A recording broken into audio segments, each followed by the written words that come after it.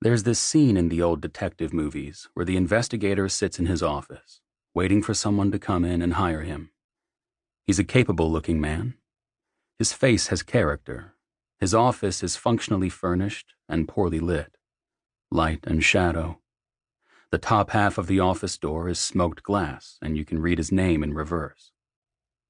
The door is ajar, and you know a woman is about to come through it, and she will be pretty, interesting, and mysterious.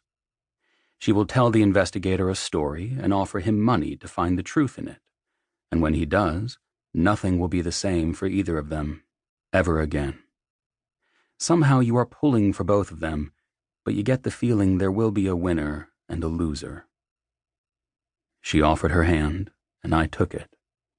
Open face, assessing blue eyes, and curly light brown hair. Shapely, not tall, fair-skinned. A red summer dress with white polka dots on it, red espadrilles, and a shiny red belt. She removed a small white purse from over one shoulder, smoothed her dress, and sat. Her scent was light. Her name was Penelope Rideout, and her younger sister, Daly, had run away from home. Penelope had already filed a missing persons report, but the police wouldn't act this quickly without evidence of foul play, of which there was none. Penelope was sure that her sister had run away because Daly had a wild streak and was mixed up with a guaranteed loser named Nick Moreno. Daly's favorite clothes, personal items, and toiletries were missing from home. She had not responded to calls and texts, and neither had the boyfriend. Penelope had sat in her car outside Nick's dark condo last evening and most of the night, hoping they would show. She'd then driven to Oceanside PD headquarters and filed the report. Nick was 20 years old, Daly 14. "I'm very worried about her, Mr. Ford. She's precocious, and Daly doesn't always make good choices. The age difference alone is just wrong. I do what I can to guide her." "How come her parents aren't here doing this?" I asked, resting my pen. "Mom and Dad died 10 years ago," said Penelope, eyes moistening. "In a car accident outside of Eugene, Oregon. A storm. I was 18 and became Daly's legal guardian. The judge was skeptical, but my lawyer was good. Daly was 4. "I'm sorry." She took a tissue from the purse and touched it under each eye, though I could see no tears. Neat nails, clear finish. Pushed the tissue back into her bag. She wore a slim wedding band and a sensible diamond.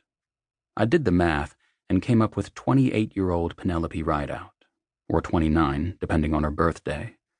12 years younger than me, plus or minus. "Has this happened before?" I asked. "No, never." "When did you see her last?" "Yesterday morning I dropped her off at school. When I got home from work around 4, I saw she'd been there. This was not unusual. I waited until evening. I've always tried to give her an appropriate amount of freedom.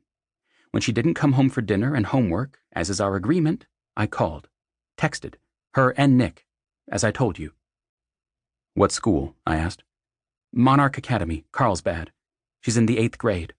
I held her back a year because I thought it was the right thing to do."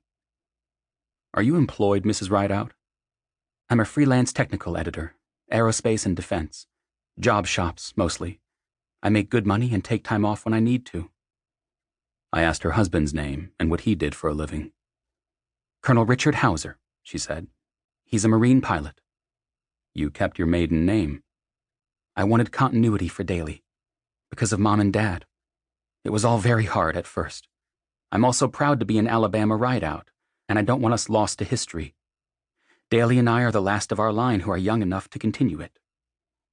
Can you find her?" Careful here. In my 7 years as a PI, I've never failed to find the person I was hired to find.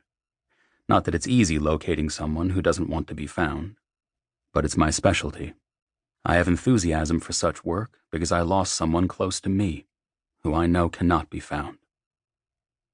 I'm good at what I do. Those wide blue eyes again, waiting. "I certainly hope so. Daly means the world to me, to us." I handed her the standard contract for an individual $800 for my first 8 hours, partially refundable if I get results in less. If not, the go-forward fees are set out, though I'll lower them sometimes. I've recently raised, steeply, my rates for most corporations and religious groups, and of course for political organizations of any kind.